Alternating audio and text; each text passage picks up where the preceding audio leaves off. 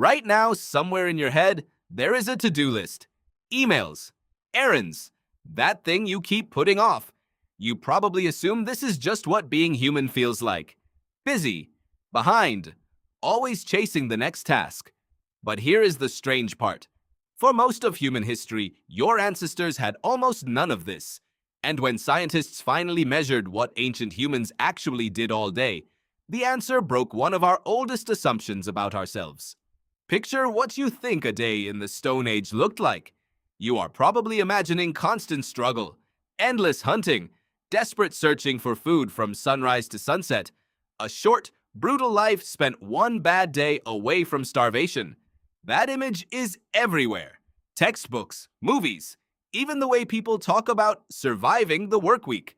But the real answer is far stranger.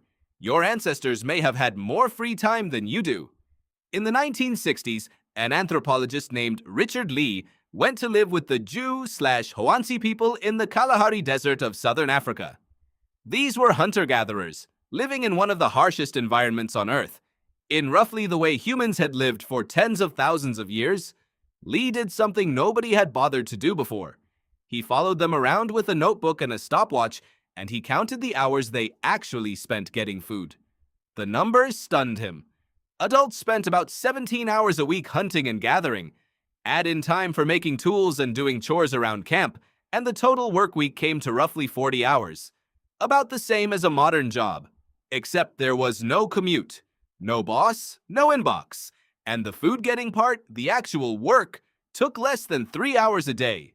Think about that for a second. In a desert, with Stone Age technology, less than 3 hours a day. So what did they do with the rest of their time? Lee watched that too.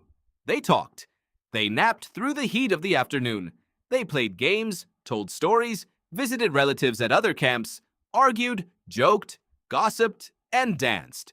When the anthropologist Marshall Solins read Lee's data, he gave this way of life a famous name. He called hunter-gatherers the original affluent society.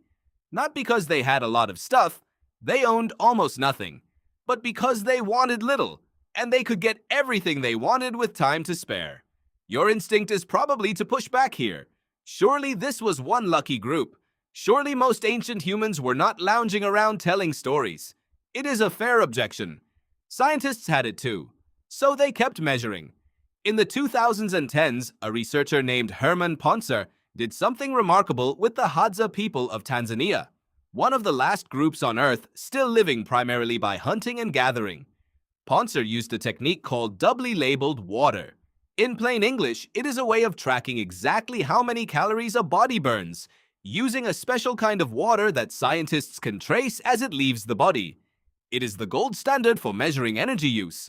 No guessing, no diaries, just chemistry. Everyone expected the Hadza to burn far more calories than office workers. They walk miles every day. They climb trees for honey. They dig tubers out of rocky ground. And yet, when the numbers came back, Hadza adults burned roughly the same total calories per day as sedentary Americans and Europeans. Their bodies had adjusted. They spent energy on movement and saved it elsewhere. The lesson was uncomfortable. The human body was never designed for endless grinding. It was designed for a few hours of real effort and then rest. In 2019, an anthropologist named Mark Diebel studied the Acta people in the Philippines, some of whom still forage while others have shifted to farming. Diebel's team recorded how people in both groups spent their time, hour by hour. The foragers had significantly more leisure. The ones who had switched to agriculture worked around 10 hours more per week, and most of that extra burden fell on women. Farming, the invention we call progress, the thing that made cities and writing and everything you own possible, made daily life busier, not easier.